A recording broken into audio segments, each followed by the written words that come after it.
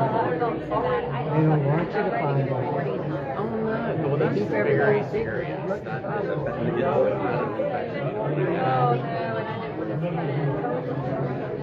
We'll fix something else up. Too long. I haven't planned on it. I'm kind of in the same boat. I would like to go because I knew that my ride was going to be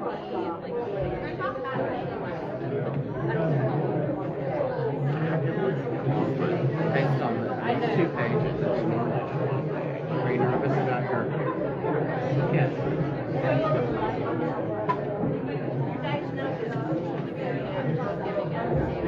Thank you so much.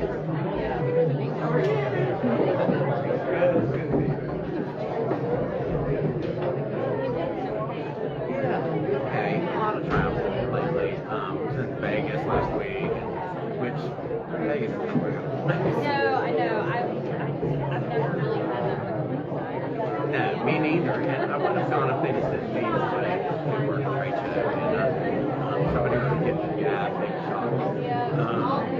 But other than that, I couldn't wait to leave. I mean, it's just cigarette smoke, trashing people. Yeah. It's like this layer. And what you name? I forgot how beautiful the mountains are. Really beautiful surroundings.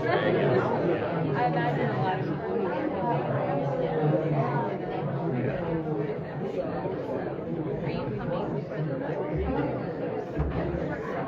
I want to hear what's going on.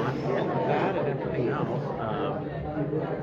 I mean, they react to get any reason. Like, I haven't heard a single reason behind, besides like a couple of Bible bangers that are like going nuts. Good evening, everybody. Good evening, everybody. Can you have your attention, please? Thank y'all for coming. We appreciate you being here. Glad to see everybody out, and glad that you're able to have your voices heard, and we appreciate that. Appreciate y'all being here. I'd like to call this meeting to order. This is the Yancey County Board of Commissioners regular business meeting for April the 14th, 2025. And I've asked Commissioner Ledford if he would to lead us in our invocation, and then Commissioner Green will lead us in the pledge to the flag. So if you will, mark it down. Let's pray. Dear Heavenly Father, God, we just thank you, Lord, for this beautiful day, Lord, that you've given us all, Lord, to be here, Lord, to conduct the business of Yancey County. We thank you, Lord, for the opportunity that we have, Lord, to lead Yancey County. Dear God, we just ask that you will be with each and every one of us, Lord, with each and every person in this room, dear Lord. And we just ask, Lord, that you would help us, Lord, as we make decisions, God, that we would make decisions, God, that you would, that would honor you, dear Lord. And we thank you, Lord, for all that you do for us. Shall stand.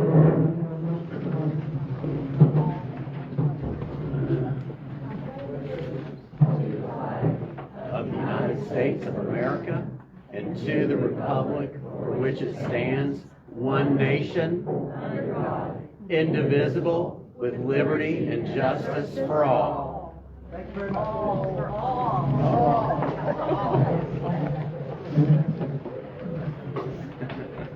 Next is the approval of the agenda, but I would like to present a motion that we amend the agenda to move item number 8 up to item number 5, because that's our department update. Mr. Brandon Price, he has another engagement, so we're going to let him speak before our tax administrator so he can get out and go to the next appointment and represent the county. And then also, I would like to, if we could, go into closed session for economic development, North Carolina General Statute 143.318.11(1A), with a couple of economic things that we need to do with Thrive and another group. So if we could, with that, I would like to entertain a motion that someone entertain a motion to approve the agenda as amended. Have a motion and a second. All those in favor say aye. Aye. Hearing none opposed, motion carries. The consent agenda, we have several items on the consent agenda for this month. The approval of the March 10th, 2025 regular meeting minutes. Approval of road naming request Belgian Horse Drive. Approval of road naming request Black Dog Trail. Approval of road naming request Garnet Drive. Approval of loan agreement, that's the North Carolina Department of State Treasurer. Approval of the resolution authorizing the execution and delivery of an installment contract to finance the acquisition and equipping of certain motor vehicles of Yancey County. Something that we always do. Approval of the resolution of the Yancey County Board of Commissioners declaring the Internet of Yancey County, the intent of Yancey County to reimburse itself for expenditures incurred in connection with the purchase of motor vehicles from the proceeds of obligations to be executed and delivered in fiscal year 2025. Approval of tax rules adjustments 2025, and then the March 2025 tax collection reports as usual for informational purposes only. Do I hear any discussion about any of these items or an approval? Motion approved. Do I hear a second? All those in favor say aye. Aye. Hearing none opposed, motion carries. Thank you for that. Next is our department update. Mr. Brandon Price, our Emergency Management Director. Here comes Brandon. Brandon, thank you for being here, what you're doing, a great job. Thank you for having me. For those of you who have not met our new emergency manager, it's Mr. Brandon Price, very certified and capable gentleman for the job, so thank you very much. Thank you for having me. Thank y'all for letting me serve y'all as your emergency management director and also your fire marshal. So a couple updates with EM. We're continuing to work with SCR in reference to the river debris removals, kind of helping Drew take oversee them and help them out along the way. I've hired additional staff to help me. I've got big shoes I filled in the EM and the fire marshal. So we got a local gentleman, Roy Leopard, is my assistant, and me and him are currently working on updating the emergency operation SOGs and SOPs for the county. As we know, these are going to change a little bit from the storm and everything we had. We're trying to get them updated so we can stay on top of that. We're also working on fixing the damage to our 911 tower sites. That was from Helene. Those are FEMA projects that they're working with us on. Most importantly, I'm looking at creating a countywide CERT team, which is a community emergency response team. It's made up of volunteers of the community, to which we give a little bit of training on first aid, directing traffic and stuff like that, and they can be utilized during emergencies. So we're looking on doing that. The resilience of this community is outstanding, and I want to build upon that and focus on that. So that's what we're going to do with the CERT team. That's to be a volunteer team. We're looking at creating a countywide swiftwater rescue team, which will be composed of the volunteer fire departments, the EM, the fire marshal, the sheriff's office, and EMS and rescue squad. We've got a lot of water in this county, so we're looking at every which way we can do to protect our citizens. We're looking at that moving forward. With that, we have a swiftwater boat that has been donated to the county, a brand new 3.8 meter swiftwater boat that was donated to the county. And we're currently looking at some grant funding to try to purchase a trailer and motor for that, with some emergency preparedness grants. Going forward, the EM department and fire marshal department will be hosting a aviation pool scenario for our airport of Mountain Air. All the fire departments will be incorporating that, EMS, law enforcement and such. We're doing that upon a grant that was awarded, emergency preparedness grant that was awarded to Yancey County, that will be funding all that scenario. As far as fire marshal update, I was made the fire marshal a couple weeks ago. Mr. McCurry has decided he wants to retire. So I'm honored to be able to take on that position too. I come from a long, strong fire background, investigation background on that. So I'm working with the 911 director on that in response to protocols for the fire marshal, for the emergency management director. We're also working on updating the investigations portion as well as the fire inspections portion, which is creating policies and guidelines like that for those two departments. Currently, we're working with all the fire departments in the county. The system manpower and instance, we're a volunteer-driven county. for the fire departments, and as everybody knows, a lot of people's houses are damaged, people have to work, so, we're doing everything we can in our power to build a system with manpower when needed. Other than that, we're looking to apply for grants for equipment for the fire departments, for the fire marshal's office, and provide training. We're doing training to our local community college, just to get everybody up to par and keep us moving forward. That's all I have.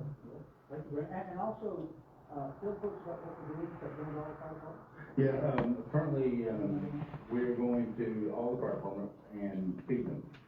I'm a fireman by heart. I was a state fireman for 29 years, and you make a fireman happy by getting his belly full, his or her belly full, and give them a thank you. You know, that goes a long way. So we're doing that. We're presenting them with a certificate of commendation for their efforts, everything they did during the storm and response, and we're feeding them supper. That's an initiative to a little bit we can say thank you with. Well, we realize that, the backbone of Yancey County during the storm and throughout the storm was our local fire departments. Yeah. And every single community done a tremendous job in supporting each community as well as other communities. They didn't just stay in-house, they kind of reached out all over the county. And we just want to celebrate our departments. Excellent job. The resilience y'all had, it looks like y'all have, a hurricane, y'all been through 20 of them. The way this community responded to this event, it's phenomenal. I come from the coast where we have hurricanes several each year in my county, and it does not run as smooth as rain. I'll tell you that now. So, my hats off to you. You did a phenomenal job. Thank you, Brent. Thank you, sir. Appreciate it. Thank you. Next on the agenda is Mr. Danny McIntosh, our interim tax administrator. Looks like you've got a couple items for us, Danny. Thank you for coming, sir. Good evening, Mr. Chair, commissioners, staff. I expect no applause when I finish, there's no much applause for taxes. And I hope y'all had a chance to look over the releases that we've accomplished this last month, and also those refund requests. I'd like to have questions if you have any, and if not, that's what I have. Well, the majority of us are sitting on the board, we understand and know exactly what's going on and what's been going on. And we'll continue for the next several weeks, but thank you. If we- Any questions for Danny? Thank y'all. Thank you, appreciate it.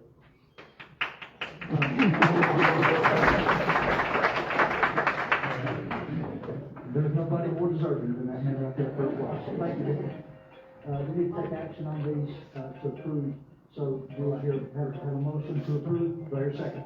And a second, all those in favor say aye. Hearing none opposed, motion carries. All right, next on the agenda, Susan, there she is.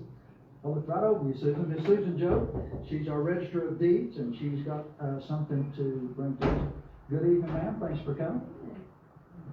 I'm Susan Joe, and I'm so proud to be serving as your Register of Deeds, and I'm here on a very important matter. Can you guys hear me? I'm short. There we go. So I'm here on a very important matter. I have been pushing for over 2 years, trying to get the ability for our Register of Deeds, or all Register of Deeds in North Carolina, to be able to issue certified birth certificates to our adoptees. As of right now, they have to go to Raleigh, and it's very expensive, and it takes a long time to get them. So we finally got a bill. So excited about that. So we're just trying to make sure that we have our legislative folks informed so that we can get this bill passed. And I have presented a resolution. I don't know if y'all had a chance to look at it, but basically it's in support of the Register of Deeds being able to issue certified birth certificates to our adoptees. If we get this bill passed, then we'll be able to issue them at a much more reasonable cost as we do for other folks. For example, if you're born out of county in the state of North Carolina, then the cost is $24, but it's immediate. You get it right away. Adoptees don't have that luxury. It takes a good 30 days and it's very expensive. So, Plus a a trip to Raleigh, and if you drive out to Raleigh, you have to have an appointment. Those are 3 weeks out. They charge you an expedited walk-in fee on top of the $24. So it's expensive, it's time consuming, and this is something for our adoptees. So I appreciate commissioners to support them, with these resolutions, and just trying to get our legislative folks thinking so that they'll pass this bill. Well, have we already drafted the resolution, or do we need to approve it and then draft it? Have you got a template that we can I do use? have a template. Well, do I hear a motion that we, so we have a motion to approve and a second. All those in favor say aye. Aye. Hearing none opposed, motion carries. We will get that to you. We will get it done. No, thank you. Appreciate all that you do. Thank you. And congratulations on the victory in the fight. Thank you. Yes, thank you so much. That's good. All right. And next on the agenda is Neely Andrews, the Charter of Arts Council Executive Director. Wish you had attended.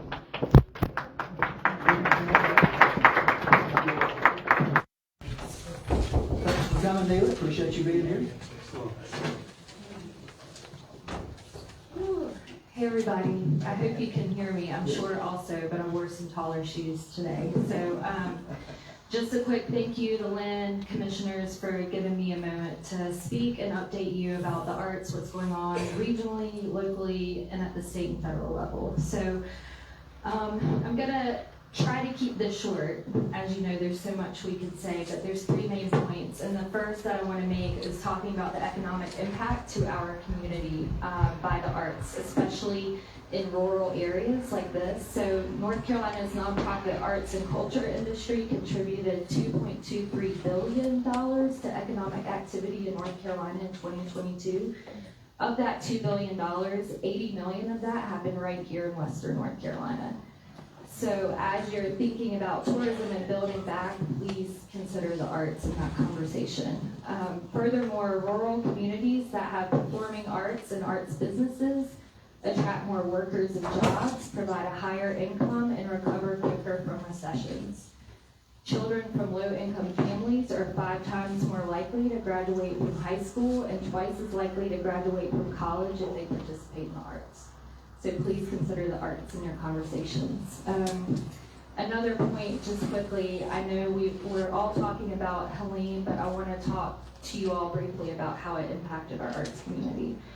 So you all know we have one of the highest number of artists per capita in the country.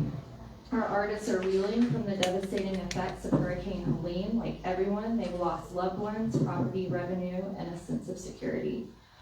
Support has come from our regional, state, and federal level partners and from private donors. Tone River Arts believes that supporting our artist community is incredibly important. So a week after the storm, we launched our disaster recovery fund for Mitchell and Yancey artists, raised over $126,000 and supported 102 artists and 3 galleries in Mitchell and Yancey counties alone.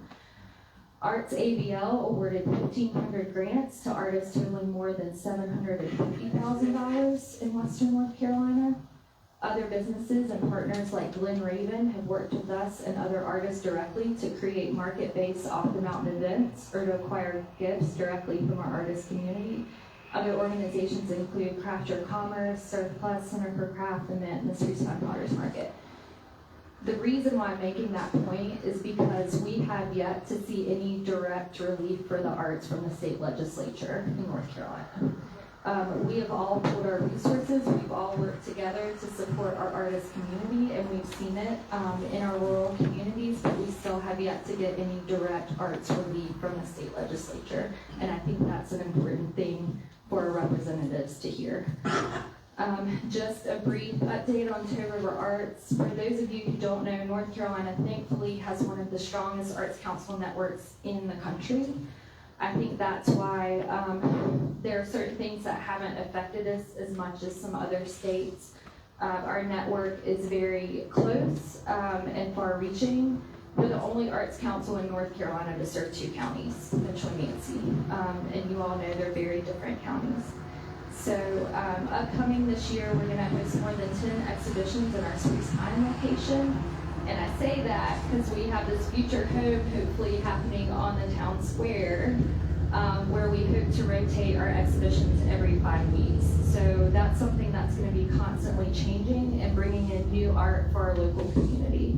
and also featuring the local artist community in that exhibition space as well. We continue to operate our downtown Burnsville location, highlighting and selling the artwork of more than 150 local artists. Some of our youth programming's on hold because of the storm. For those of you who don't know, we have an artist residency program in Yancey County schools. We try to reach every elementary aged child through an artist residency, so they're making clay or glass in their classroom. Those programs are on hold right now. We hope to continue them in the fall. One program that has started back up, you all may not know, but we offer free banjo, fiddle, and guitar lessons to middle schoolers in both counties, so they don't even have to have an instrument. We provide the instrument, we provide the free lessons, they just have to show up. So those classes have started again in Yancey County. Thank y'all for your patience with me. Okay, and we recently hosted our Yancey County Student Showcase. So that is an exhibition of student work, K through 12, whether they're homeschooled or in the public school system can exhibit their artwork, and that's a partnership with the Yancey County Public Library, and we hope that will continue. We'll host our first studio tour since Hurricane Helene this June. It's going to feature more than 85 artists and 8 galleries with at least 10 new artists and galleries participating. So our community is still growing despite everything that's happened. There are a lot of artists leaving the Asheville area. We're trying to prevent that from happening. We need our artists to stay because they contribute so much to our community. Next year, we're going to be celebrating our 50th anniversary, so there's going to be lots of new and diverse programming, and we're hoping to start that year with a retrospective exhibition that hopefully will open in the library space. So, in closing, the only thing that I want to say is please don't forget our creative and artist community as we're talking about rebuilding and building back.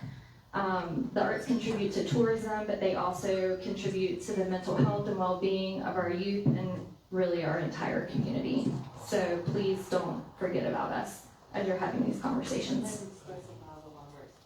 Yeah, the old library space on the town square. Thank you, Lynn. So, yeah, thank you. Well, is there a way that we can, if you can draft some type of a resolution, just like Susan did with that, showing support that you can send to Robert? Sure, I actually would love that because there was an organized ask to the state legislature by the Arts Caucus members for $10 million in relief aid, and it has yet to be passed. I mean, it's a vital part of Yancey and Mitchell County. That would be phenomenal if you all could do that for us. If you could give us Absolutely. something, I think we would all be in agreement to support that and get it to Robert. Okay, thank you so much. Well, thank you. Appreciate it.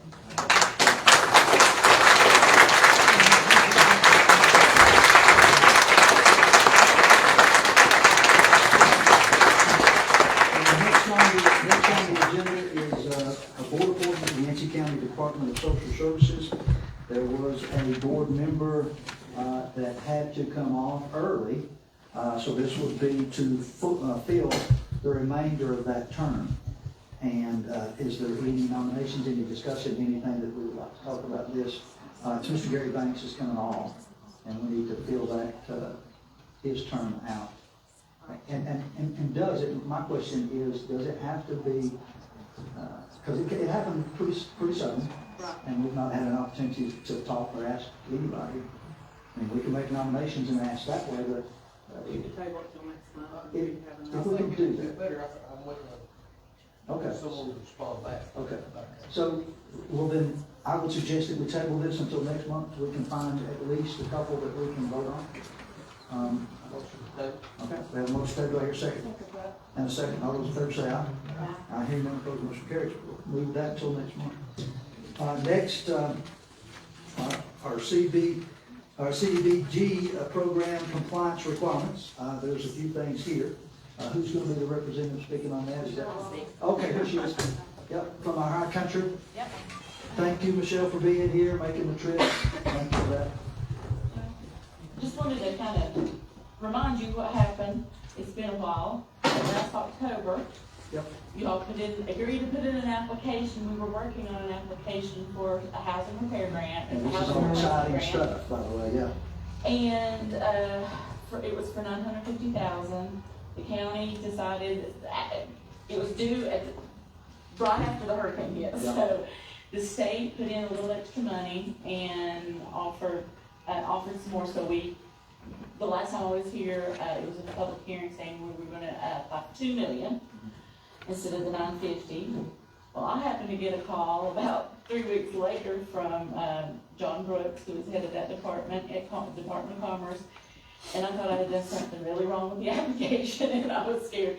He goes, no, he says, are you sure $2 million is going to be enough? And I said, that's not a question for me to answer. I said, you need to talk to Lynn. So, just a long story short, we can use double. We got $4 million. The county got $4 million. So that money is going to be able to replace about 20 homes. We're going to try to do as many as we can, but we think we could do 20, and that is replacing. We're still working on what, but it'll probably be like double wides on permanent foundation, and that includes like everything, grading, well, septic, gravel, anything that has to do with getting that person in the house. Last week, the selection committee met, and because we have to do, so we've been taking applications for months, and the selection committee selected 20 homes and 6 alternates. Of those alternates and participants, there's 10 of them that are actually either the homes are gone or they're displaced from their home is not livable. So those, we will have to actually relocate those people to another place. But you know, that's something we've never done before with any of these projects. And this is usually when I do these projects, it's 5, 6 people. So 20, you know, that's almost 4 times as many as we normally do. So it's going to be, Morgan is going to have a big job. And that's just in one county. That's just in one county, yeah. It's a great budget. It is, and it just happened, you all were getting that, you're doing it anyway. In this cycle, nobody else got this much money. I think one other county got about $1 million. Yancey County got $4 million. And, yeah, so I'm working now to get the funds released. We're expected hopefully to have them released, ready to spend in the fall. CDBG is a monster. There's a lot of work to it, but it's worth it because it does a lot. And there's usually, or there's rarely any match that the county has to do. So it usually is a true grant, even though they do call it a loan. It's a deferred loan. So, but part of that is what you've got on your agenda here are these compliance requirements. And I don't know how you want to do it. You can either, I can go through each one, or you can adopt them. You've done them before in the past. This is kind of standard operating. If you want to, Michelle, just go over them and then we'll do it all at one time if that's the. I'll do it real quick. Because there is a couple that I will be bringing back next meeting because I didn't have to come back next meeting. So that'd be great. Yeah, there's several. Yeah. There's an ADA grievance procedure, which that's handicap accessibility. There's a grievance procedure for that. Call it the Section 3 plan. It states that people, that the CDBG recipient, which is the county, will make good faith effort to fill needed positions for construction projects with low, moderate income local residents. There's a code of conduct assuring that no member of the elected governing body or anybody in decision making will profit from the project. This residential anti-displacement and relocation assistance plan, we have to have that for everything. It's usually, I would say this is a DOT policy. This is usually when you're coming in and doing a road and you're having to take someone's house and you have to relocate them. We're relocating people voluntarily anyway, so this policy is it still applies, but we're not forcibly relocating people. These are all voluntary. There's an optional coverage relocation plan that states what the county can do and when they do to relocate someone. It's about a 10, 15 page plan if you really want. It's an alternate. It's explaining the relocation policy. A citizen participation plan. I'll take that back. That one was adopted back when we did the application, so we don't have to do that one. There's an equal employment and procurement plan. It assures that CDB recipients will not discriminate on the basis of religion, race, sex, color, creed, when they're hiring employees. Complaint procedure, there's a complaint procedure for citizens if they have any complaints against either the application process or if they do participate, there's a hierarchy that they need to go through. There's a language access plan, so if we have any people limited limited English proficiency, that it's on the county to find translators or to translate stuff for them. I rarely have a request for that, but there's procedures. That's a procedure. Fair housing plan, there's a complaint procedure and a plan in this, and with CDBG funds, we have to do fair housing activities, and it's a lot of times it's advertising, providing brochures, information about fair housing to the public. And there will be a fair housing analysis of impediments. It's a study that I have to do. It's a short study. I will bring that back at the next meeting. But I think that's the whole list. Did you check them all off? This, with any community development block grant that we've done, we have to do this protocol. This is sort of standard. There's a couple of things that I saw here that's a little bit custom because of the circumstances, I'm sure. But the vast majority of this is what we normally do anyway. Yeah. So, with that being said, any discussion? There is an agreement, I just want to make you aware, there's an agreement, with the High Country Council of Governments. Morgan's tackled it under Michelle's supervision. Michelle's helped a lot, and they've kind of tag teamed it since it is a big application, and it's Morgan's first time doing it. It's Michelle's 51st time doing it, probably. She's done it 100 times. And I have a smaller, I used to do everything with these grants, from writing the application to closing it. I did everything but pick up a hammer. And now the money went away, now it's coming back, but my job changed. So now all I can offer is my expertise in the CDBG part of it, the compliance, keeping you all in line, making sure that you have all these resolutions, you have this stuff done. I do the fair housing, I do the reporting, and I also help. I'm available anytime that Morgan needs any help, and do a little bit of training too when we get to that more procurement and stuff like that. But it's not like it's a lot of home visits. Yeah. Morgan's went out and visited everyone, and there's a whole process to this. It's not just throw a dart and see who gets to go. It's a whole big process. Yeah. Meeting the different income limits and different things. But part of it, and I was going to go through those in a minute. The ones I went through before, all the procedures, K, L, M, and N are part. There's a funding agreement that the county signs, and it's part of the funding conditions. And all of these are on there. The agreement with the High Country Council of Governments, or to do an admin, you have to have, and you have to have an experienced CDBG administrator. So you got to do a letter saying you've got one. That is never L on here. Two new things that have come up with these projects is the BABA, Build America, Buy America Act. And we have to agree to adhere to that with this program. And then the other is a work write-up condition letter, and that's basically, when we bid each one of these out, we do a scope of work write-up.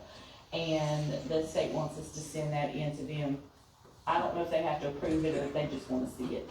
And of course, all of these are licensed, certified. These are all going to be, like I said, as far as I know, these are all going to be manufactured home replacements. They're all replacements. We're not doing any rehabs. Right. And so, yes, yeah. But it could be somebody out of Asheville, it could be out of Burnsville. We have to bid that out to give fair and open competition. We understand that. All right, any more questions from Chef?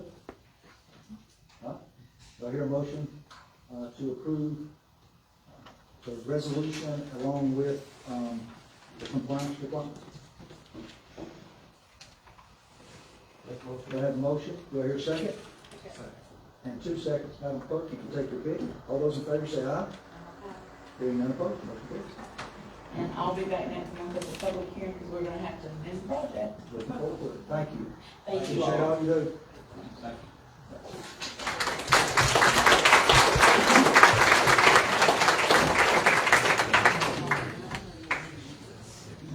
All right, next on the agenda is our county manager's report. She has several things to talk to us about. And this is the biggest reason why the vast majority of y'all are here.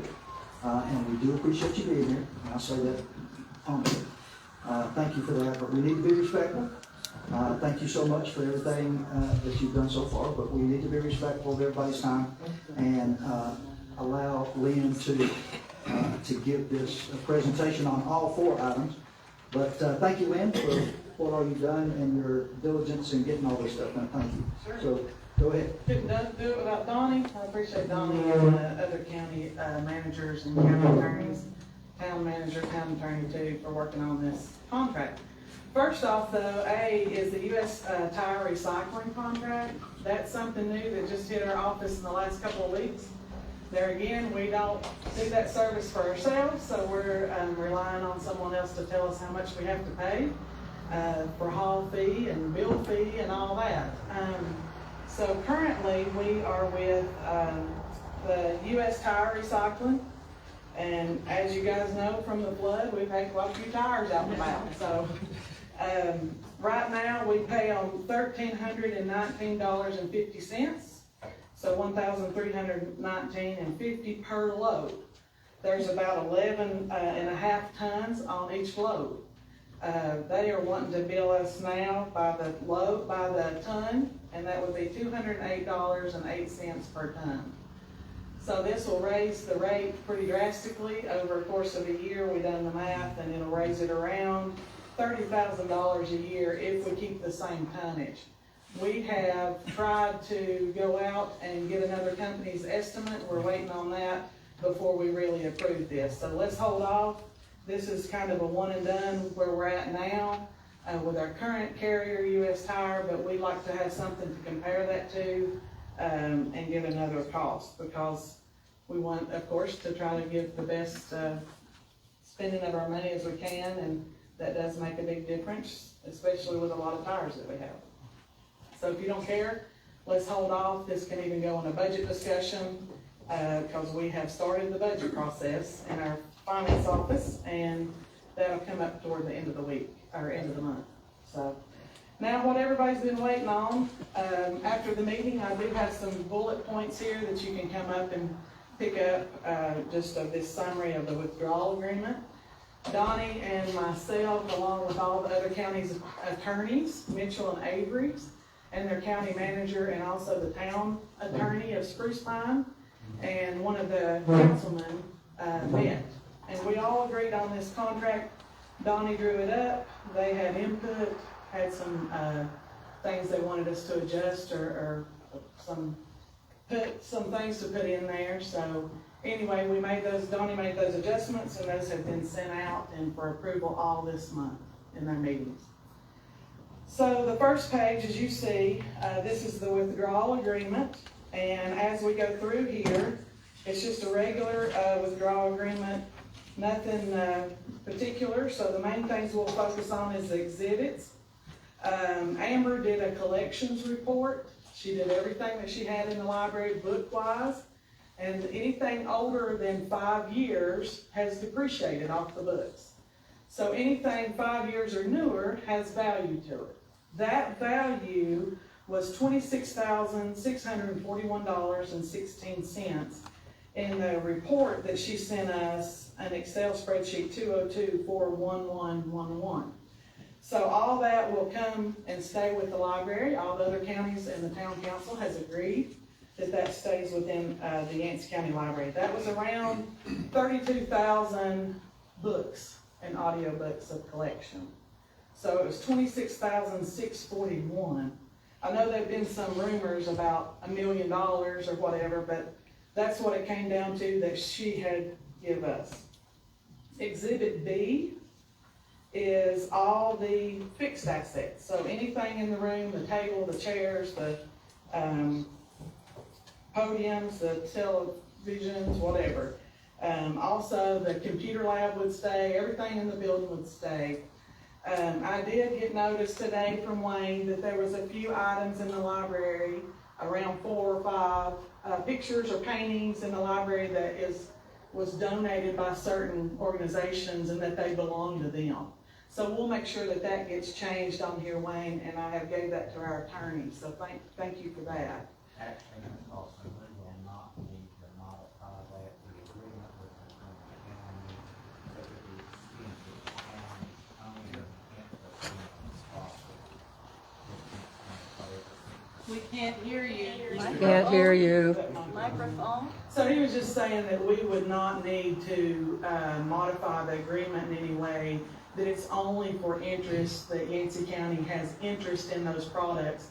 If we did not provide those or have any kind of financial obligations in on that, then that would not be, because they are donated, so they are actually still, whoever donated them, they're the owners. So, but we're aware of that. We thank you, Wayne, on that, so we know for sure that those go back, or that they're someone else's. So this was just the TVs, the stove, microwave, refrigerator. You'll see in that what was upstairs, what was downstairs. That's in section B, exhibit B. It's around 4 or 5 pages worth. Exhibit C was some cash funds held on behalf of the Yancey County Public Library, and they are itemized as follows. So this was, we were kind of unaware of this when we were talking in that discussion, and Amber made us aware, and this is why it's in here as Exhibit C. There's a First Citizen Bank, the Waldrop Trust is $75,000. This is for Special Projects and Material Fund. There's a North Carolina Capital Management Trust. There's the Makota Reinhardt, I may not say that right, and I apologize, estate. $92,760, and that's also for materials and special projects. And then the Kivett Art Studio estate sale was $98,662. And that is also for the Special Projects and Materials Fund. Then there's a Heron Kivett Art Gallery. There is restricted funds on that. It is $21,000 that is restricted for use only in that gallery. The Heron Kivett Gallery located inside the library. So, and that was from, per Amber, from the library. Then Exhibit D, you guys will notice that that is the regional office building down there, right behind the QP, right there on Burnsville School Road. That is in Yancey County's name. The other counties is made aware of that. They know it is needed to us, has been in their name, and so they still are interested in using that. So if you approve this today, that is a 1-year lease, and that is at no charge to them. And some more things that we have talked about, that's all that's in this withdrawal agreement. But some more things that we have talked about is still staying in with them on the bookmobile, still partnering on some things. And Amber agreed, and the other counties agreed. And so we plan on partner, that's not in this withdrawal agreement, because that'll be a contract from them to us, and we will partner on the bookmobile. That's around $7,000 a year, and the other counties are interested in us still partaking in that, and we're interested as well. It has its own little library that's just for the bookmobile. It's not getting out of resources out of each other's libraries. It's self-contained. So I would ask that, you know, we'll picture in that in the future and look for that contract from them to stay together. They do have an outreach van. We will look, and that's to take books to people that is homebound or unable to come into the library. We'll look at seeing about partnering with that or with the library, or if you guys want to partner, I know our transit authority is interested in that as well. So Yancey County, we already own the Yancey County Library, of course, as far as the building goes. We mow it, we maintain the building as far as any kind of you know, heat pumps going out or AC units, boilers, whatever. It's on our insurance.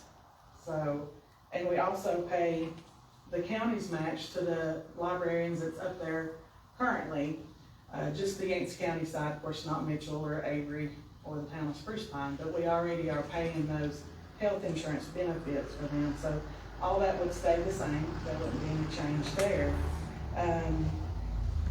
Make sure we have 3 librarians we have hired. Whitney Lear is going to be our director, and she does have her Master's of Library Science. The other 2, she has 14 years teaching experience, and she has had some communications with state and stuff. We are in the state cardinal system, already been accepted. We'll work with them on the next fiscal year. That'll be every fiscal year application. Same thing with the State Library Association. We are already in with them for this current fiscal year. This was our demonstration year, and we'll have to reapply for next year. When I asked what that appropriation would be for Yancey County, they gave me an estimate, it's just an estimate, of $97,323. So that would be funded from the state side. As far as the Cardinal system goes, that's around $2,450 a year, $2,400. And what that is if somebody comes in and would like a book, and we don't have the book on the shelf, we can get that out of that Cardinal system, because it's everybody that participates in Cardinal within the state of North Carolina. And so that book would be there, you know, in the next day or 2 for delivery or for pickup. And then we would send that book back. So everything should stay the same. Of course, you know, we're not looking at removing anything from the library. Everything will stay where it's at. We're not going to remove any books. We're not going to remove any kind of anything there. And we'll abide, you know, we are working on our budget currently. Me and Brandy has been working diligently on all the budget, and of course we have a meeting with everyone in the next couple of weeks. So the budget is not out there. We have a good shell of a budget, but we don't have, of course it's not been approved by you guys yet. So we're looking at doing still all the programmatic things. We're not looking at cutting anything. We're looking at growing and trying to keep things going. I think with the 3 full-time librarians on staff, another lady has her Master's in Library Science, and then another one is also a teacher for the last 13 years. So I think we'll be well staffed up there, and we'll see what the growth is if we need any additional folks. But right now, we think that'll cover it. So any questions on that? We are not, and then just for reference, of course, we'll abide by the $21,000, the restricted funds, the art gallery, all that. And then as far as that cash fund, that $266,422 that comes with the library, and that's not including the additional 21 for the restricted funds. We will set that aside and kind of safeguard that for a rainy day fund or whatever. We're not planning on using that in this year's budget. We'll just see how this year goes and financially, and see if we need to add more to it, take away, or get more grants or whatever. We are considered a startup library, even though the library's been there 25 plus 30, 35, 40 years. We are considered a startup library, and so there's a lot of grant funds available for startups. And the state was very grateful that we were keeping a library, and that's what really meant the most to them. And a lot of folks, when I talked to Sarah Greensley at State, she was just happy that there was still going to be a library in Yancey County, for sure. A lot of the counties in the state of North Carolina is standalone. You know, she's told me that we were not reinventing the wheel, that this happens all the time, and she said, matter of fact, that there's another county pulling out in another location, and that when we get our paperwork done, if we'd send it to her, I feel like she'd pass it along. So she said she'd be glad to look over it, and if we can help another county out, I'm glad to, whatever the situation. So that's what I have. This is what I went over the withdrawal agreement plus some as far as the bookmobile. The bookmobile is not in this withdrawal agreement. That's going to be something separate. between Yancey County Library and the Avery Mitchell Library. So, that's kind of where we stand on all this. Took a lot of work from all the attorneys and the county managers and the town council and stuff, so we just appreciate all their help. We get along great. They were more than supportive of Yancey County and whatever they could do to help. So I think they're good people. There's no problem with that. So I would put up for a motion on the withdrawal agreement, unless you guys have some questions. Any questions for me? All right. Do I hear a motion? Make that motion. Got a motion, do I hear a second? Second, all those in favor say aye. Uh-huh. Hearing none opposed, motion carries. Thank you very much. Thank you, Donnie, for all the work. And then this 3 and 4 on my list, I'm gonna let Morgan speak on those. It's the Horseshoe Highlands, the surplus property bid, and also the Bill Allen Branch Road. As you guys know, we've worked through those the last couple of months and Morgan has went back to that bidder and conveyed the message from last month's meeting, and I'll let her take it away. So, taking this back to the original bidders, same property, same acreage, same everything. Horseshoe Highlands, they have countered back at $1,500 for that property. They feel that that's really all they can do. That's all it's worth. So that's what I have to pass on to you for that property. $1,500 is the bid. The back taxes were $1,076.73. I think the kicker from last month was the attorney's fees. Which is around $3,500 or $4,000. $3,750. $3,750, which computes to, about $5,000. And we've got a $1,500 offer, and nobody else is acquired, nobody else has put in anything. It's been out there for a while. Something we need to consider, if it stays and they walk away, it goes back on the book. So it's a pleasure of the board, but. I make that motion for approval. Second. All right, we have a motion and a second. All those in favor say aye. Aye, hearing none opposed. We're all in agreement. Put that thing back on the book. Okay. Sold. Number 2 was, again, the Bill Allen Branch property, 4.78 acres. The bid was $8,000. That was discussed before. The counter is again back at 8. Offer was not, they were not willing to go up on an offer. Okay. So that's where we stand on that. And if you can give us some background on that one as well. Yes, so, release on taxes is $9,100 and attorney fees were $86.67. So that one, I'm thinking that one's 16,000 and some. 17-ish. Okay, 17. Since not getting any taxes. No, zero, none. Let's keep that in A long time. there. Make that motion. All right, we have a motion, do I hear a second? Second. All those in favor say aye. Aye. Hearing none opposed, motion carries. Sold. That's all we have. All right, thank you, ladies, appreciate that.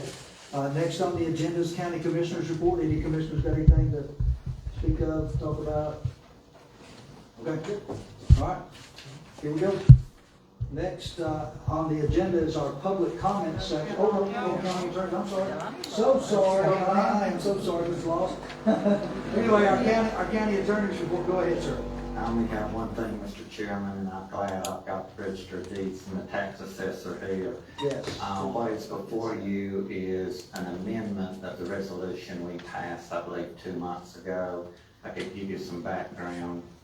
Mr. McIntosh had come to us and asked us to adopt a resolution which would require a PIN number and an address on documents that were recorded, which would make it easier for the county to keep records in the mapping department and also assist the tax department in sending out its notices and keeping good current addresses for all of the properties. When I drafted the resolution, exactly what was in the statute, which actually required that PIN numbers and addresses be included in all documents that were recorded in the Register of Deeds office. Danny only wanted that information on maps and deeds. Of course, mortgages and deeds of trust are also recorded in the Register of Deeds office. And I told her, Register of Deeds, I said, well, you don't need to go through all of that, but that Susan is very good in her job and is very diligent on following what you told her to do. So I told her I would bring the amendment back to you and ask that you sign an amended resolution, which would just require that information on maps and on deeds. So you got the amended resolution, and that's what that reads. So I would ask that you adopt the amended resolution, and I'm sure Danny would still get what he wanted, and Susan would feel much better about what she's required to do. And I think it accomplishes what we need to get done without any added fees. Do I hear a motion that we adopt the amended resolution? Have a motion, do I hear a second? All those in favor say aye. Aye. None opposed, motion carried. Thank you. Danny, it's been a long time coming, we finally got it fixed. We got it done, you know, and deeds of trust and cancellations and all of that doesn't help us collect taxes. Right. But it's good governance, it's good for everybody Right. involved. But this does what we need to think about. And I'll just be honest with you, I'm kind of shocked that it hasn't been done, decades and decades ago, but anyway, glad that we got it done, so it'll make it, everybody's job a little, have some clarity and some understanding a little bit better. Okay. Anything else, Ms. Law? All right, thank you very much. All right, next on the agenda is our public comments. And as we do every single month with the public comments, lay down some ground rules, especially with the crowd this large, and the topics that I'm positive most everybody's going to speak about. There are a few other things than the library issue on here, so thank you for that. But we have a 3-minute time limit, and we're going to let everybody speak. The 3-minute time limit, and we're going to hold you to that 3 minutes. So please stay on cue to your 3 minutes. Have respect. If you agree or disagree with the speaker, please be respectful of their time and their opinion, because we're definitely respectful of everybody's opinion, and I appreciate everybody coming and look forward to hearing from all the different speakers. Looks like we've got 10 or 12. So with that being said, 3-minute time limit, and I will hold my hand. When 3 minutes is up, I'll hold 3 fingers up, and that's when it's time for you to wrap it up, okay? All right. The very first speaker, let me get here, is Mr. Brad Lindsay, speaking of America 250 NC. Thank you for coming, sir. Come up to the podium right up here, and your time doesn't start until you get started. I'd like to distribute materials to all of you. Yeah, go ahead and do that before you get started. Thank you. Absolutely. Thanks for being with us.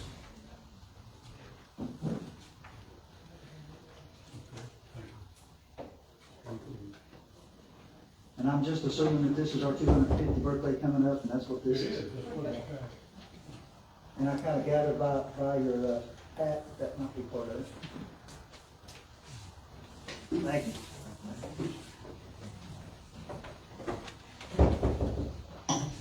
I'm going to be very brief. There's a lot more that could be said. I wanted each of you to be aware of the 3 pieces of paper which I've given you. The first is a map, and that's provided by the state office for America 250 NC. We are coming up on the 250th anniversary of the state. The state wants and would like to have county committees for each of the counties in the state. After the election, immediately prior to the election, 33 counties had opted in and passed a resolution at the county level, to form those committees. Since the election, it is now up to 77. And the map that you have there, and you all can't see it, but if you look, I've given a little circle there, and Yancey is not yet there, even though we are the highest county east of the Mississippi, et cetera, et cetera. you can see other counties that are in. One that just joins is Rutherford County, and you'll see a little line bar there, and then you'll see a little dot in Madison County, and they are working on it, and I hope that they will pass something no later than June, per the observations of the chairperson. So I wanted you to be aware of this. The second sheet shows how simple the authorizing document can be. There are 8 lines in there, and there are counties that have put in their name, just like the template is written there, and passed it, and they were in. Now, there are a couple more steps that are involved, and you need to make certain, obviously, that you're not indebted, to the state and all sorts of other folks. Those counties that applied early enough all got 10,000, so the 33,000 before the election each got 10,000. That was unrestricted, and there was no match. You all need to have assurances that if and I hope that you will go forward with this, that it works for you, and it doesn't have to be extremely complicated. Some counties have designated their TDA to be responsible for it. Some of it give it to their project managers, and then at least one county, the county manager took it on for herself. So I don't know where my time is, but I definitely don't want to go over it. You're not going to pass this tonight, you shouldn't. But if you would consider putting it on your agenda for your next month's meeting, then questions that you may have could be resolved, and of course you could table it then or vote it down. But that was what I wish to bring to you tonight. Thank you very much. Right on cue at 2:52. Very good. Thank you very much. Thank you. We appreciate that, Brad. It's Brian, by the way. Okay. Just for the record. Got it. I know your attorney is pretty sharp on that, making sure. Oh yeah, trust me, I get corrected all the time. We'll check that. I know she said that thing. All right, next on public comments, Bob Wilkinson, Tech Resources. Speaking on Tech Resources. Thanks for coming, Bob. Thank you.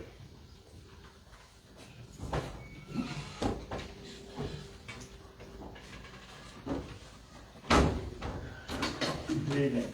Good evening. My name is Bob Wilkinson. My wife and I moved to Burnsville from Michigan 5 years ago. We chose Burnsville after looking around the area for several years. We really love the people, the resources, and the natural beauty of the area. I was a middle school teacher for 5 years, a high school assistant principal for 6 years, a middle school principal for 20 years, and director for 9 years over career education in 4 school districts, high school and middle school student scheduling, alternative education, community education, and adult education. We were cutting back quite a bit in my school district, and if you survived, you took on more and more responsibility. I also served as technology director, supervising the district technology staff and the district librarians, who also served as building technology coordinators. Before we moved to Burnsville, we checked out local services and businesses, as we really wanted to move to a smaller town that also provided access to multiple personal needs and comforts. Well, we don't mind traveling to Asheville. We really prefer to shop local. One of the positives was the local library that was part of the regional library system.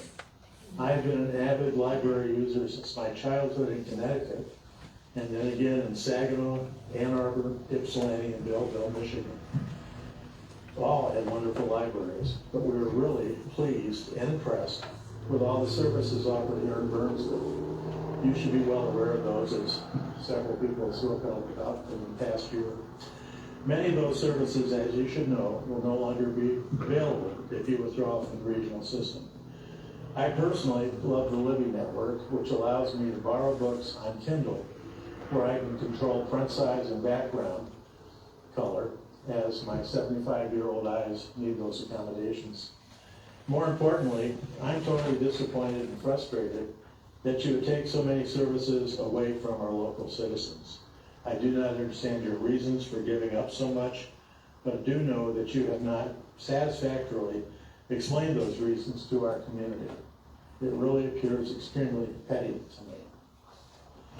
My educational and personal background have helped me gain a solid understanding of what good and great libraries should offer.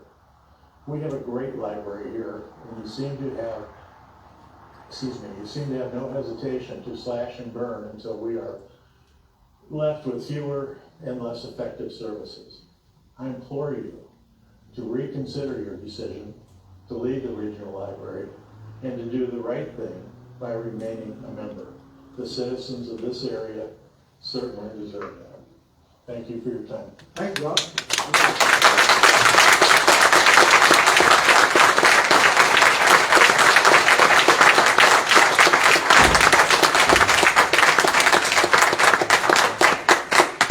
Next on the public comments is Gordia Robinson, and speaking on growing up in South Dakota. Thanks for coming, ma'am. Thank you.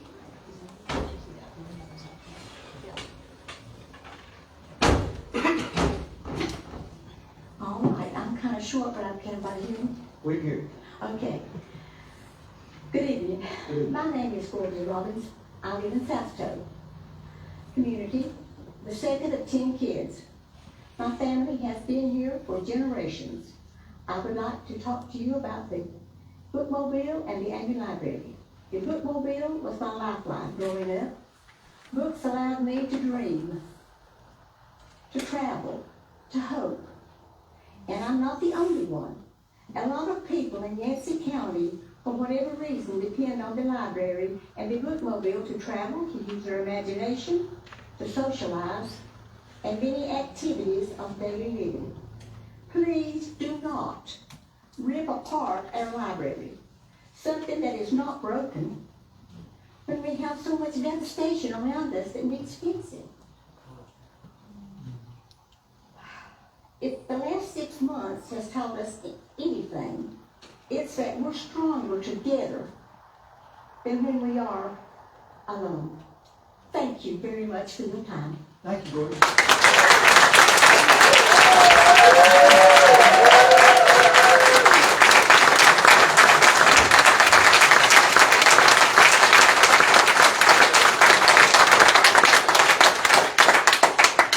Next speaker is Beth Wilkinson, speaking on local history, teachers, and diversity. Thanks for coming, Beth. Thank you. I thought I should, I can't get out of here. I thought I should tell you who I am, because I am related to thousands of people in your area. My maiden name is Beth Ramsey, and I live with my husband in Bald Creek, but I have an extensive Ramsey family history, and most have settled in the area of western North Carolina and East Tennessee over the last couple hundred years, and I should be the man with a hat. Two of those local ancestors in Yancey and Madison were John Garrett Ramsey and Melinda Holcomb, residing here in the early 1800s. Melinda's father was Nate Holcomb, who was buried in Yancey in 1835. Those are my ancestors. I'm a retired elementary and special ed teacher consultant. I earned my master's degree from William and Mary, and I love teaching for over 30 years, with a mission to teach and support children. After locating here in 2020, we found a lovely place in the neighborhood and appreciated our friendly neighbors. I discovered the Yancey Library, and I was pleased to see engaging and colorful brochures about the area that visually welcomed us. It was reminiscent of encouraging my students of all backgrounds to be included in a warm and safe environment. In 2022, I had a stroke that had an impact on communication, but more importantly for many of us, we had significant losses in our families in the last few years. We were then shocked to find such conflict and confusion in our community concerning the library. It was alarming for me for personal reasons. The stroke has affected memory as well as my ability to read and comprehend. For over a year, I had to read aloud with my husband, discuss, and learn to read with comprehension again. Now I must read nonfiction and information as much as possible, just like when I taught my school children. Because we have been part of the Amy Regional Library, so many resources have been more available to my ongoing learning process. Every time I receive a nonfiction book from Yancey or a different library, I feel blessed to understand. Sorry. Hopefully remember more. Sorry. Memory stinks. A new book on nature drawing was sent from McDowell County and Marion to my email in Yancey. What a gift that is. I requested another excellent wildlife book that arrived from a different library in the Amy system.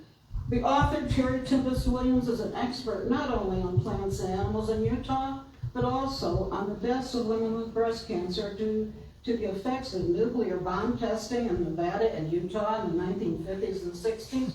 Who reads what I read? But in Yancey County, not everyone wants to read about familial cancer or wildlife drawing, but I do. I have tried to improve and read as much factual information as I can from every county I can reach. I cannot imagine my life without the educational resources that I have received from the Yancey Library and the Amy Library system. At 75 years old, I believe that everyone deserves accessibility to what we need and be able to read.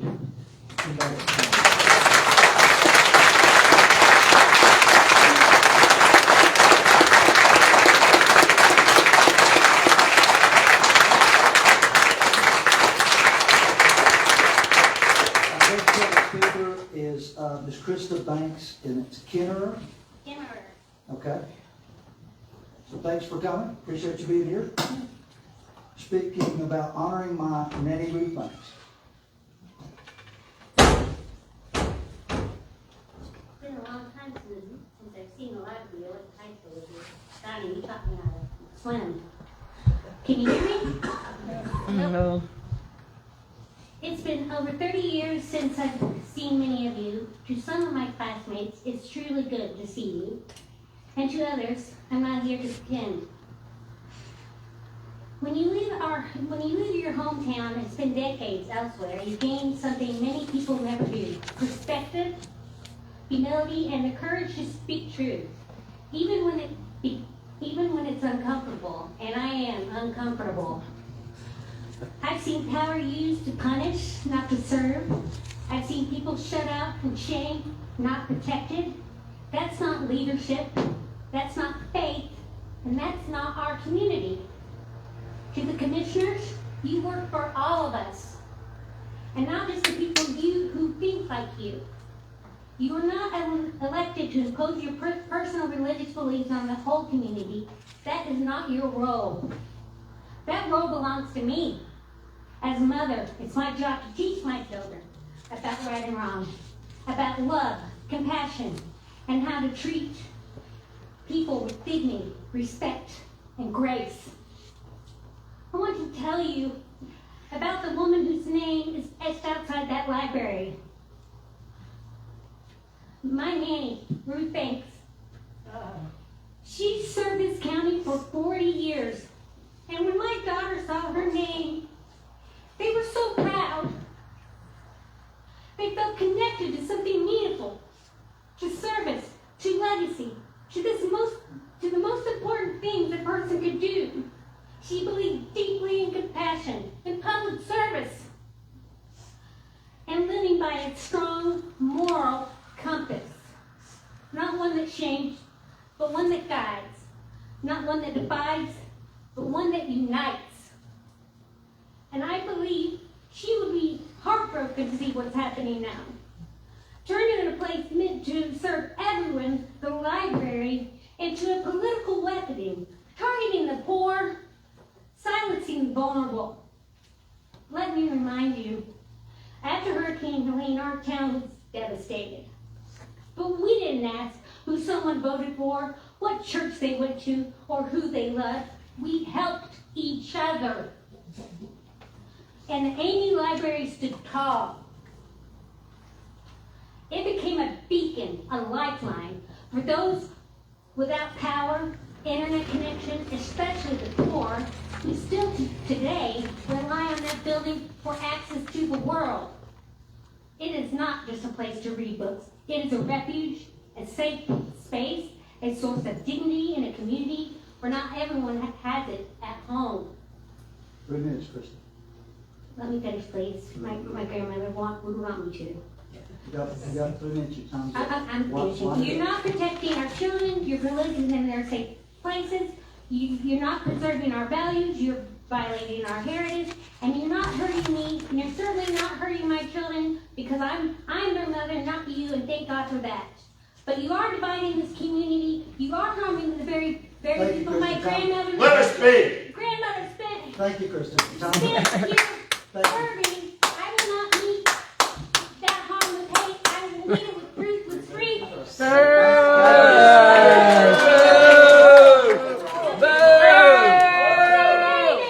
Boom.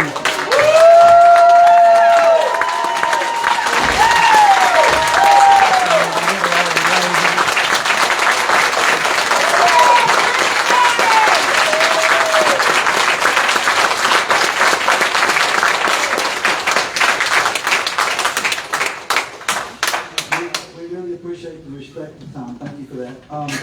So next, we have, our next speaker is Carol Golightly, Resources for Kids Post-Home. Thank you for coming, Carol. Thank you. Thank you for the opportunity to speak. So I'm speaking to you as a parent of a young child. My daughter is 3, and we live on the western side of the county near Cane River. And so before Helene, our 2 favorite places to go were Cane River Park and the library. Very active kid, gotta keep her moving. And obviously we lost Cane River Park, and that's not anybody's fault. There's nothing that could have been done about that. But it's a real loss for the kids of our community, especially in our corner of the county. So to us, that makes the library even more important right now.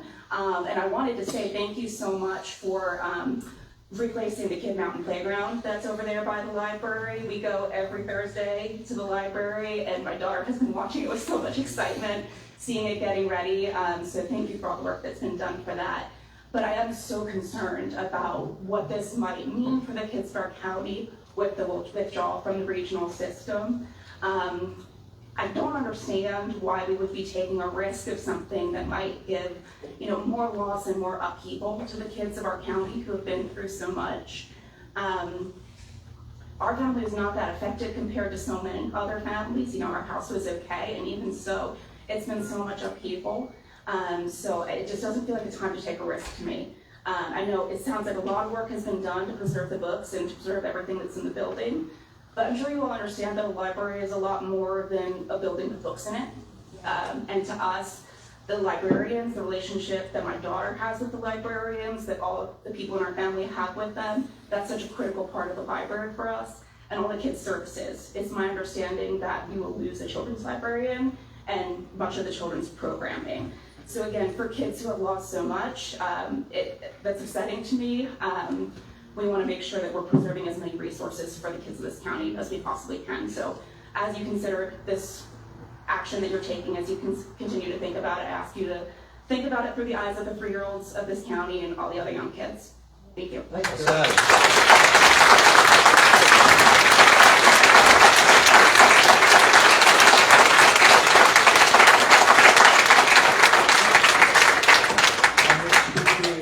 Miss Allison Heidenfelder, and also speaking about the Amy Library. Thanks for coming, Allison. Good evening. Good evening.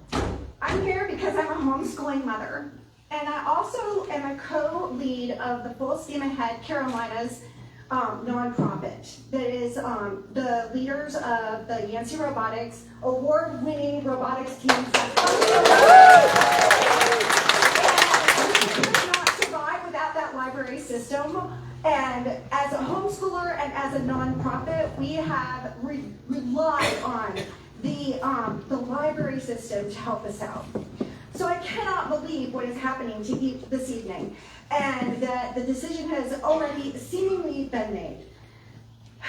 A prime display, something our library had been doing quietly, respectfully, for 8 years. Somehow one person has sparked a debate that has total upheaval of our library system. A single display that was celebrating inclusion became an excuse to dismantle decades of regional cooperation.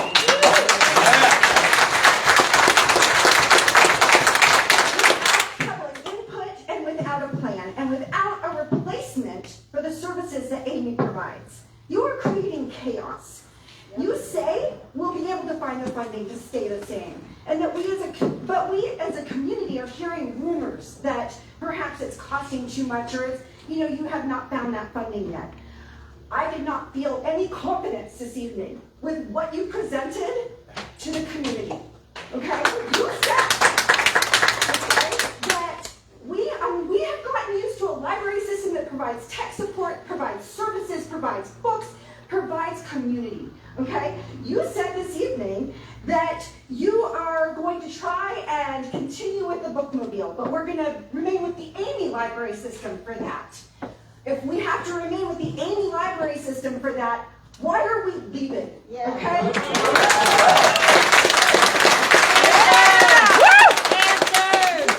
going to stay the same, but the funding isn't there, at least from what I heard this evening. Okay? If the funding is not there from what I hear this evening, and you almost as an afterthought say, we're going to grow. I mean, like an afterthought that the library is going to grow. The library was not broken. The library was not broken. You broke it. Yeah.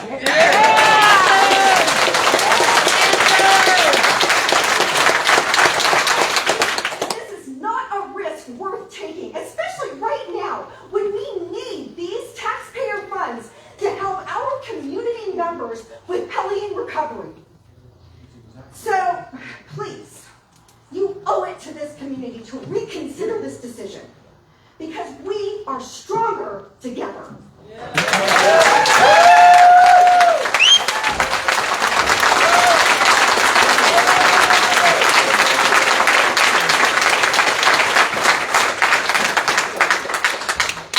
Thank you, Allison. Next is Ms. Jackie Moss. And Jackie's speaking about local businesses in Burton. Thanks for coming, Jackie. You're welcome. Thanks for saying my name. I thought I was every time, but anyway. Go ahead. I'll change it myself. Can't blame you. Home Place and Birdfoot are the perfect destinations in Burnsville if you like beer. The Carriage House or Pig and Grits if you love to eat out. Or Ingalls if you need groceries. Cane River Park used to be the best place if your kid played sports. And of course, the square is perfect if you fancy a sunny afternoon in town.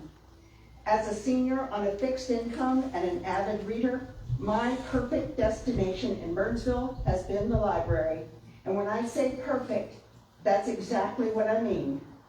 I have, and I'll leave it on the table for you, a list of about 100 books, which is about half the books I've taken out of the library in the past 2 years and read.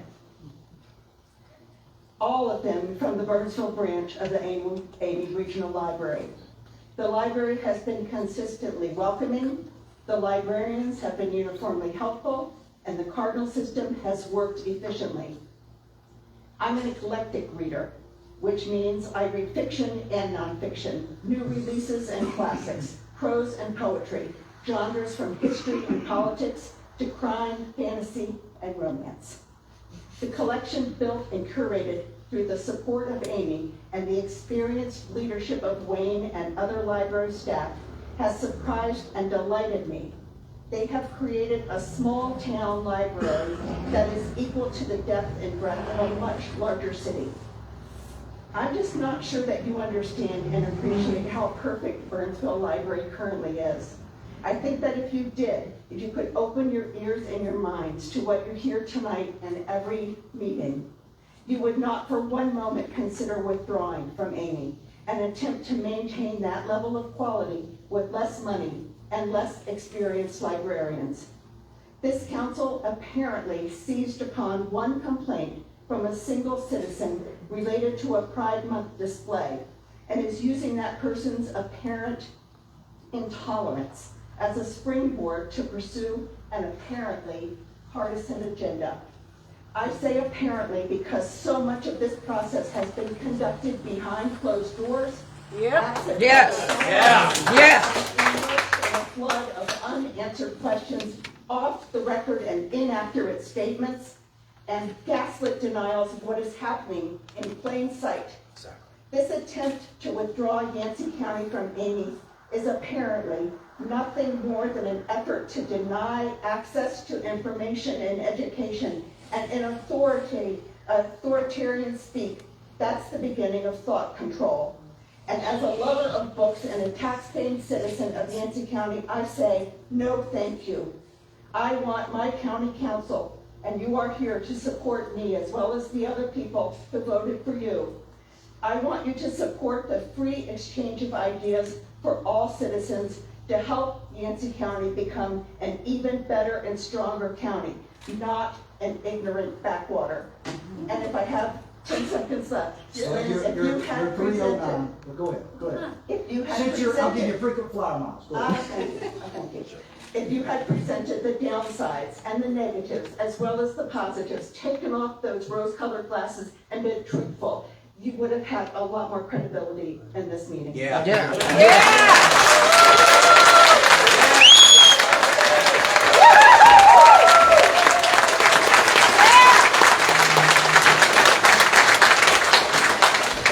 Next speaker is Ms. Kathy Weisfeld.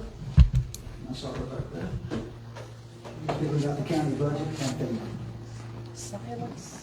Thanks for coming, Kathy.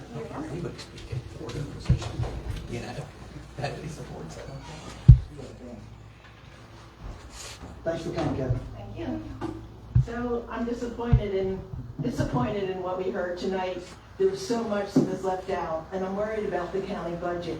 You didn't include the salaries for 3 employees. You didn't include anything with the children's librarian. The federal government has cut the agency, which provides money to state libraries, so that's money that you won't have. FEMA has been cutting money to the states. Josh Stein just got turned down for a lot of the money that he was hoping to get for FEMA rebuilding. At the last meeting, when that auditor came, you were talking about how you've started projects, but you haven't gotten the money yet. I'm concerned that those grants might be cut because the state and the federal government are cutting so much.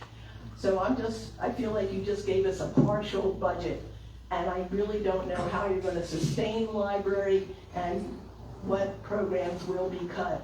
And as others have said, you've never really explained why this is in our best interest.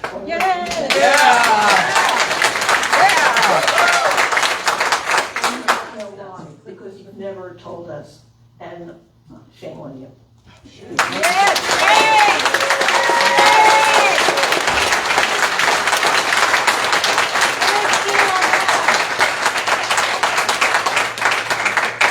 Next is Mr. Ed Vickery, Chief Cares. See you. Okay, that's going to be part of our process. All right, thank you for that. Next is Ms. Ingrid Ringler, Transparency. Is she here? There she is. You know I'm here. We saw each other. I couldn't find you. I was looking for you. Thanks for coming. Thanks for coming.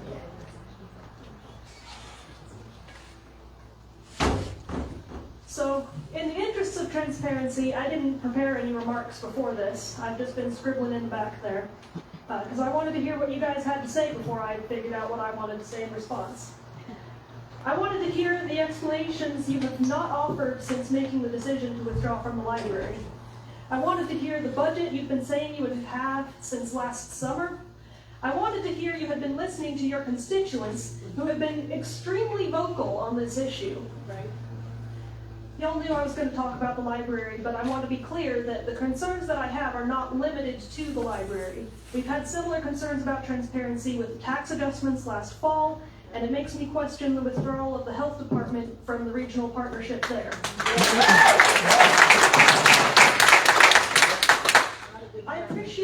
detail Lynn was able to present this evening, I don't think it's enough.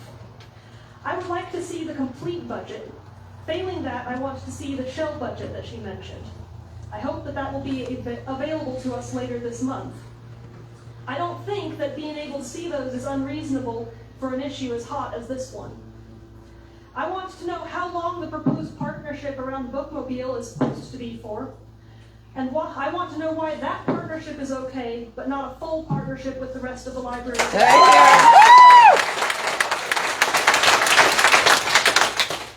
What is your plan for access to the digital materials that I've spoken before about needing when I go on a work trip?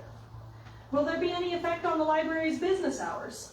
I can already only, in theory, access the library after work on 2 weekdays and Saturday morning.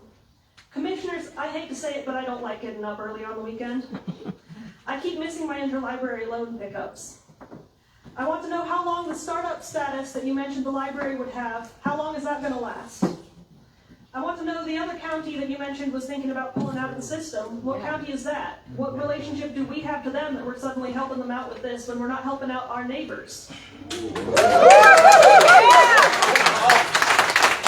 to point out that it's disingenuous to talk about the regional library systems being a minority when they are inherently groups of counties. They're always going to be a minority because they represent more than the single regional system that we discuss when we talk about a regional system. If you look at a map, you can see that the systems that are in a regional library are a significant portion of the counties in North Carolina. It's been more than 9 months since you made this decision. That's long enough to make a baby. It ought to be long enough for you to have ready answers to all of these questions.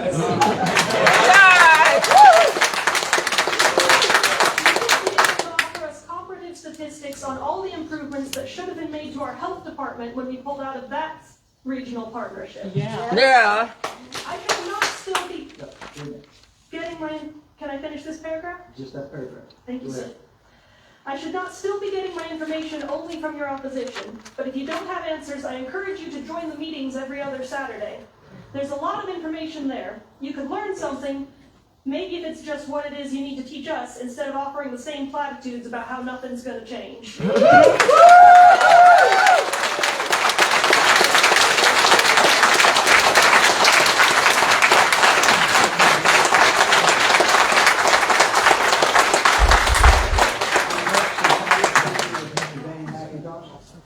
As usual. So you're up, Danny, whenever you're ready.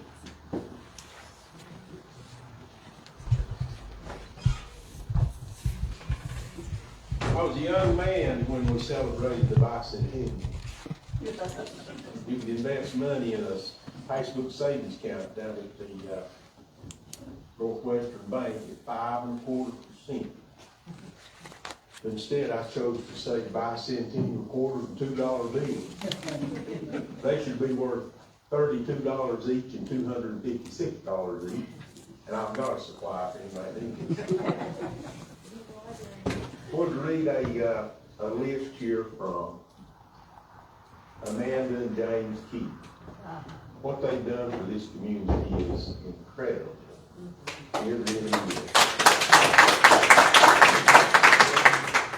3.5 years, 2 historic buildings, 27 guest rooms, 34 bathrooms, 10,000 feet of wire, 340 circuit breakers, 4 tons of steel, 3,000 plumbing fixtures, 13 heating, ventilation, and air conditioning systems, 113 historic windows, 2 commercial kitchens, 4 bars, a very large stove, 50 staff hires and growing, 1 bag of bones, and 1 natural disaster. They've been through it all. That's just amazing. And now May is the grand opening month of the New Ray Hotel. May the 1st, on the 3rd, we're going to get free tour, open house, come by and see what they've done, and the official grand opening is going to be the 30th of May. And I think that they are to be commended for what they are. Thank y'all. Thank you, Darren.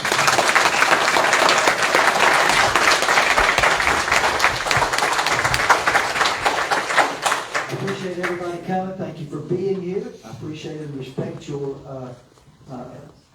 comments and opinions on the governing matters of Yancey County. We'll be back again next Monday, or next month, on the second Monday at 6 o'clock. I'd love to see you here. Now we're going to go into closed session as pursuant to our amended agenda. Do I hear a motion to go into closed session? A motion, do I hear a second? Second, all those in favor, say aye. Thank y'all for coming. See you next month.